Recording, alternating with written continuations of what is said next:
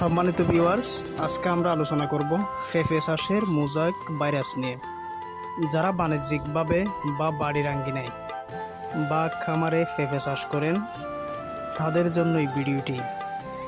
তো দর্শক, mosaic virus হচ্ছে একটি মারাত্মক রোগ, বিশেষ করে পেঁপে গাছের জন্য। মোজাইক ভাইরাস আপনার গাছকে আক্রমণ করছে।